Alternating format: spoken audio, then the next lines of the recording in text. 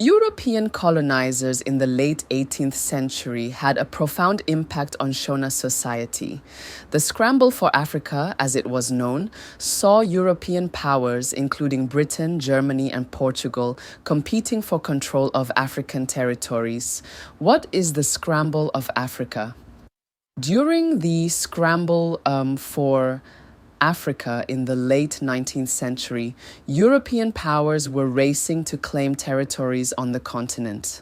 The British wanted to secure Zimbabwe to prevent other colonial powers, such as the Portuguese or Germans, from gaining control of the region. Geopolitical control.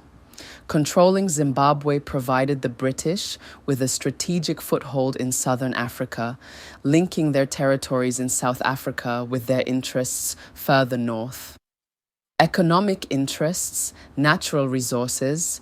Zimbabwe was known to have abundant natural resources, including gold, diamonds, and fertile agricultural land. The British sought to exploit these resources for their own economic gain. Cecil Rhodes and the British South Africa Company, BSAC, Cecil Rhodes, a British imperialist and businessman, played a central role in the colonization of Zimbabwe. His company, the British South Africa Company, BSAC, was granted a royal charter in 1889 to exploit the region's resources. Rhodes envisioned a British-controlled territory stretching from Cape to Cairo, from South Africa to Egypt, and Zimbabwe was a key part of this plan. Agricultural potential. The fertile lands of Zimbabwe were ideal for farming, particularly for cash crops like tobacco and cotton, which could be exported to Britain. The British colonized Zimbabwe in 1890. This period of colonization had far-reaching consequences for the Shona people, affecting their social structures, culture, and economy.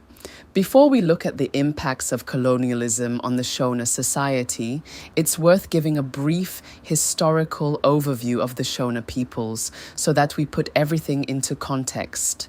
The Shona people history dates back to Great Zimbabwe civilization from around the 11th to 15th century.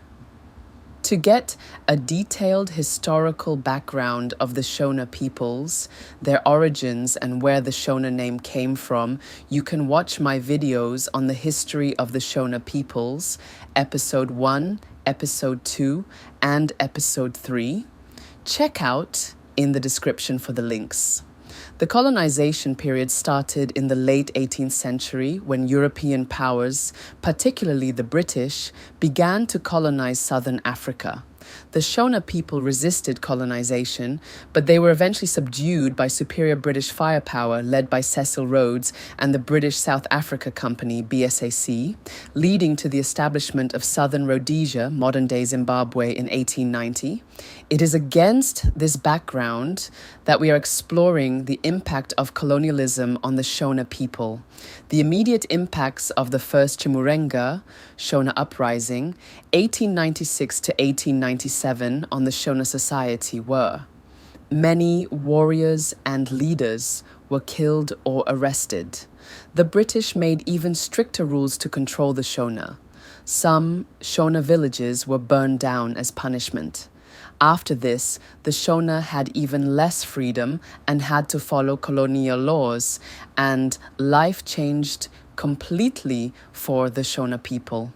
They lost their land, their way of living became difficult, and their traditions were affected. Displacement, losing their land. Before colonialism, the Shona people lived freely on their land, farming, growing crops, keeping animals, trading gold and other goods, and living in villages. But when the British took over, they faced economic hardships and struggled to survive. The Shona were forced off their land, and the colonizers took the best areas for themselves and moved the Shona peoples. Families were forced to leave their homes to dry, rocky places where farming was hard. they were not allowed to own much land, meaning they couldn't farm properly to grow enough food. Many men were forced to work in mines and farms owned by the British for very little pay to survive. Life became hard because families no longer had enough food, and people worked long hours for very little money. Heavy taxes were introduced, and people had to work hard just to pay them. This made life very hard because land was very important to the Shona. It gave them food and a place to live, leading to the loss of traditional livelihoods and economic independence. Colonial authorities exploited Zimbabwe's natural resources, including minerals, land, and labor, for the benefit of European colonizers. Imposition of European culture, cultural disruption. Culturally, the Shona people had a strong emphasis on spiritual and ancestral worship. They believed in Mwari, the supreme deity. The Shona believed in ancestral spirits, Vadzimu, who were intermediaries between the living and the supreme creator, Mwari. Spiritual leaders, such as spirit mediums, Nanga and Mondoro, played key roles in decision-making, healing, and resolving conflicts. The Shona peoples relied on spirit mediums who communicated with ancestors. Ceremonies such as rain-making rituals and spirit possession dances were integral to their religious and social life. Christianity discouraged traditional beliefs, labeling indigenous spiritual practices as pagan or backward. Spirit mediums who were once highly respected lost their influence in many areas. Missionaries introduced Western education and Christianity, which challenged indigenous religious beliefs and customs, leading to cultural shifts and generational conflicts. European culture was imposed on the Shona people through education, religion, and the media. This led to the erosion of traditional Shona cultural practices and the adoption of European customs and values. Christian missionaries told the Shona that their religion was wrong and that they should stop believing in their ancestral spirits. Many young people were forced to learn English and were punished for speaking their own language in schools. The Mbira and traditional ceremonies were discouraged or even banned in some places. This made many Shona people feel ashamed of their culture, and some stopped practicing their traditions. Community organization. Before colonialism, the social life of the Shona people was deeply rooted in community, family, and tradition. They lived in extended family homesteads known as musha, where multiple generations coexisted under the leadership of the eldest male or the village head. These homesteads were part of larger clans which traced descent through a patrilineal system. Shona village structures were typically organized around a central courtyard, with homes arranged into totemic clans, each identified by a specific animal or plant totem. These clans were exogamous, meaning marriage within the same clan was forbidden. Clan hierarchy. Clans were organized into a hierarchical system, with senior clans holding more authority and respect. Each clan has specific roles and responsibilities, such as spiritual leadership, hunting, or farming. Before colonial rule, the Shona society was highly communal, with a strong emphasis on cooperation and reciprocity. Community members worked together on tasks like farming, hunting, and building homes, fostering a spirit of unity. The introduction of individual land ownership instead of communal land tenure weakened family ties and clan-based responsibilities. Disempowerment of traditional leaders. The Shona societies were organized into chiefdoms and kingdoms ruled by hereditary leaders. They maintained oral traditions passed down through generations, which preserved their history, laws, and customs. Each village has a headman or chief responsible for resolving disputes, allocating land, and overseeing community activities. The colonial government replaced some traditional leaders with those who were loyal to colonial authorities, undermining indigenous governance, the authority of traditional chiefs and headmen. Chiefs and spirit mediums played key roles in governance and decision-making. However, colonial administrators introduced a Western-style system of governance, weakening the authority of traditional leaders. Marriage. Shona. People had well-organized social structures centered around extended families with multiple generations living together or nearby. Child rearing, children were raised communally with responsibilities shared among family members and community elders. Marriage was an important institution, often arranged by families with consideration for clan affiliation, social status, and economic compatibility, and sealed with the bride price, which symbolized respect and unity between families. Bride wealth. The groom's family paid bride wealth, lobola, to the bride's family, which sealed the marriage and established a bond between the families. Changes in family and marriage. Colonialism introduced new laws and customs that altered traditional Shona family and marriage structures. For example, the introduction of Christianity led to changes in marriage customs and the adoption of European-style monogamy, which is a good outcome for some of us women. Polygamy was practiced, with men allowed to have multiple wives. Polygamy was common among wealthy men, especially chiefs and elders. Economic and gender roles. Men were responsible for hunting, herding cattle, and protecting the community, while women managed farming, cooking, pottery making, and childcare. Elders were highly respected for their wisdom and played a key role in conflict resolution.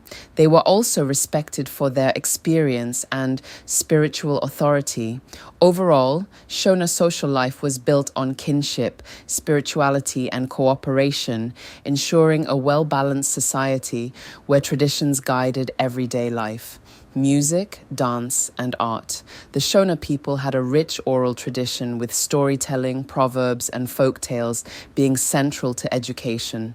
Music and dance were an essential part of social and religious life, with instruments like the mbira, thumb piano, marimba, wooden xylophone, and drums being played during ceremonies, celebrations, and rituals. Changing Shona names to Christian names. Before colonialism, the Shona people had beautiful names with deep meanings, often connected to family, ancestors, or life events. Names like Tendai, be thankful, Tafadzwa, we are happy, or Chipo, gift, carried important messages.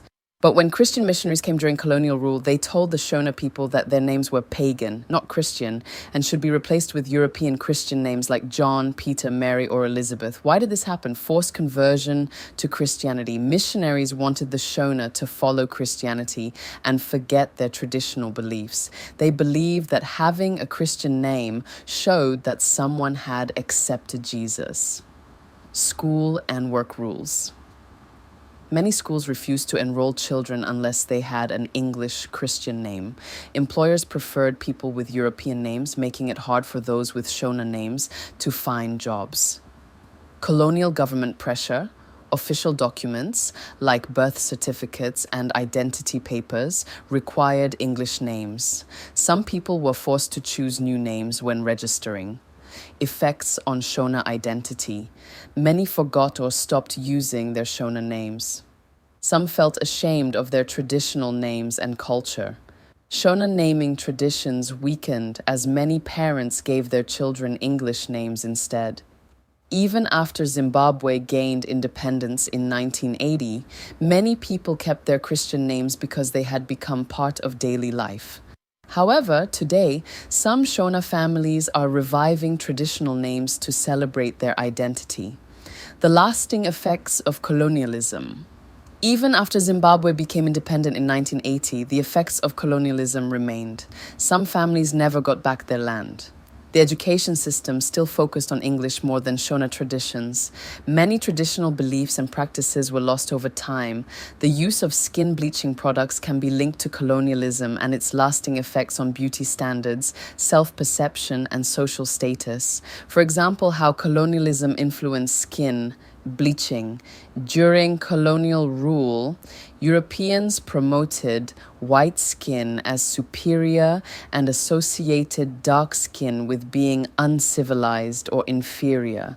This created a system where people with lighter skin were treated better, given more opportunities, and considered more beautiful.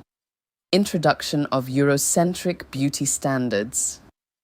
Colonial rulers and missionaries introduced European ideals of beauty, where lighter skin, straight hair, and European features were praised.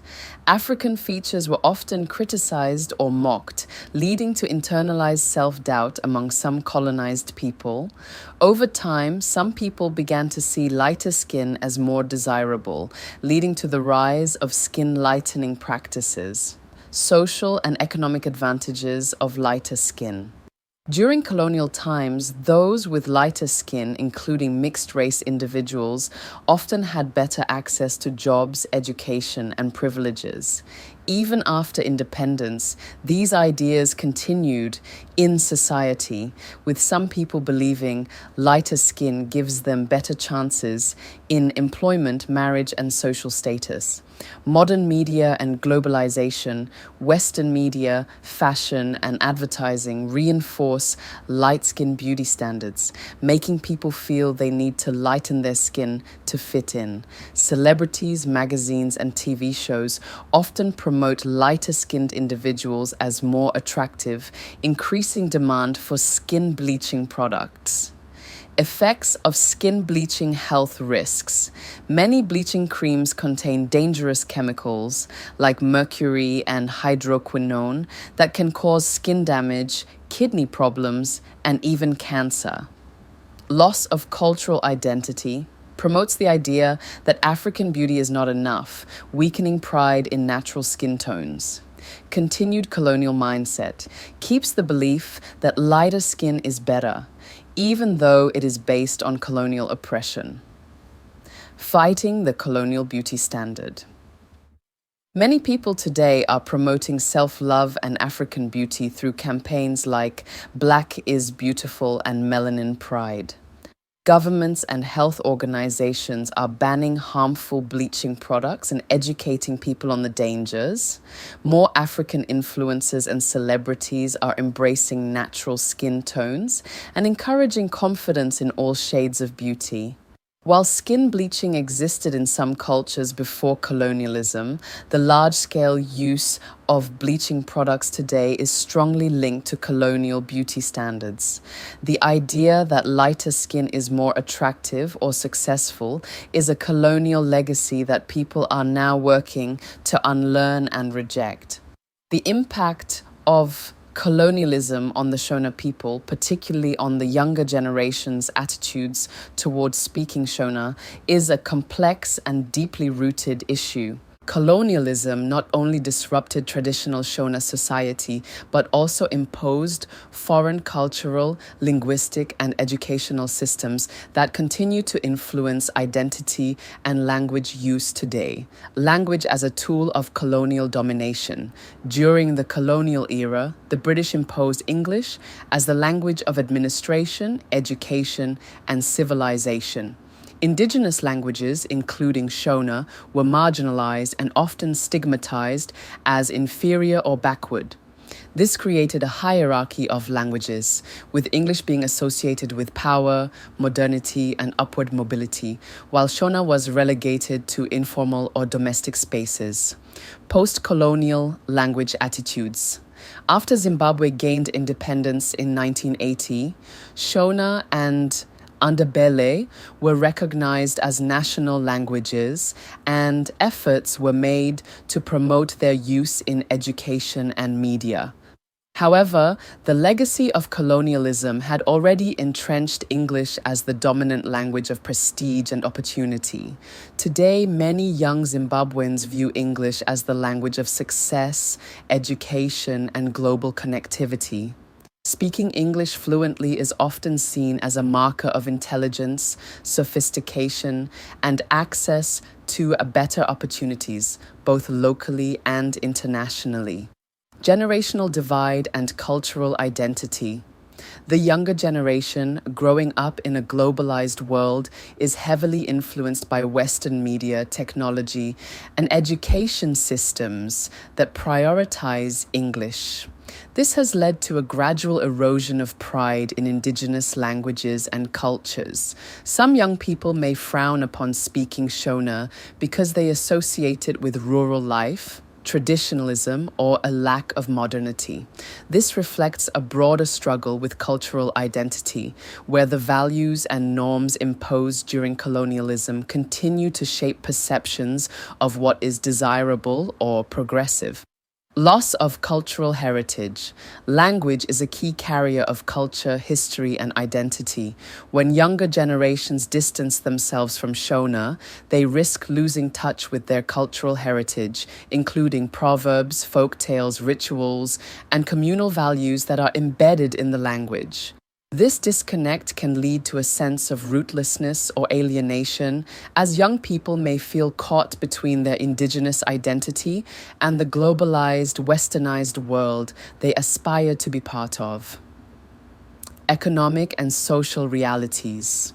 In urban areas, English is often the lingua franca, and proficiency in English is a prerequisite for many jobs, especially in sectors like finance, technology, and international trade. This reinforces the perception that Shona is less valuable in professional and formal settings.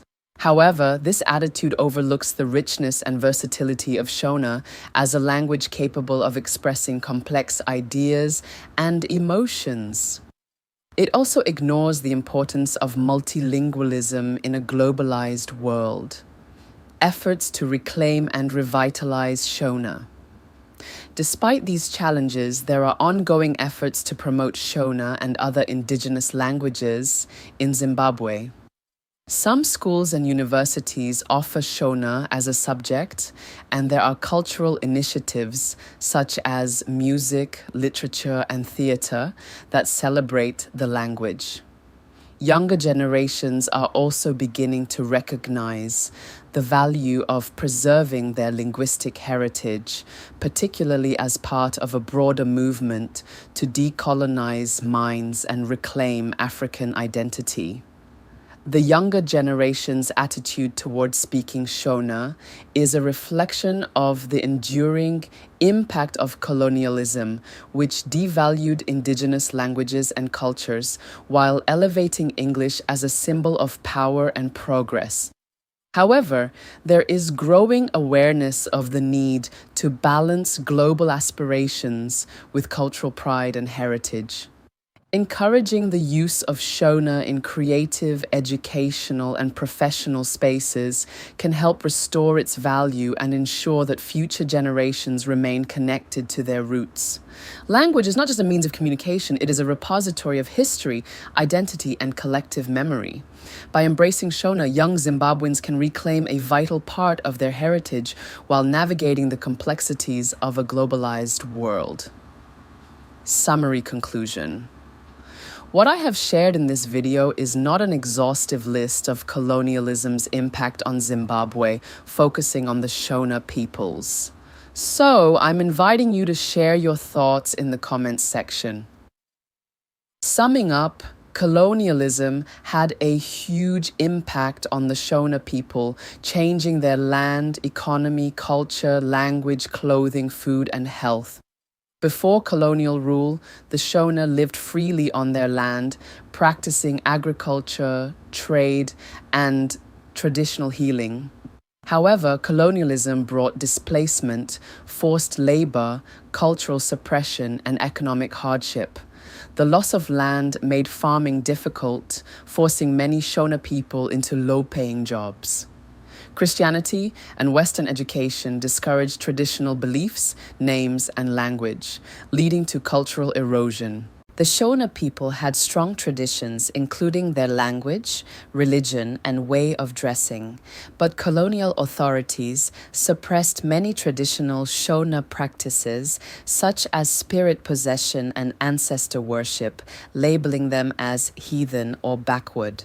Clothing changed from animal skins and beads to Western-style outfits, while processed foods and modern drugs replaced traditional diets and medicines, causing additional health problems. Even after independence, the legacy of colonial rule continues to influence Shona society in various ways. Despite these challenges, the Shona people have worked hard to preserve and revive their traditions. Today, there is a renewed appreciation for Shona names, language, clothing, food, and herbal medicine. Although colonialism left lasting effects, Shona identity remains strong, with efforts to balance modernity and tradition. We come to the end for today. Please leave a comment. Let me know what you think. What were the impacts of colonialism? For more information on the history of the Shona peoples, please watch my other videos. Check out the link in the description. Don't forget to like, share, and subscribe.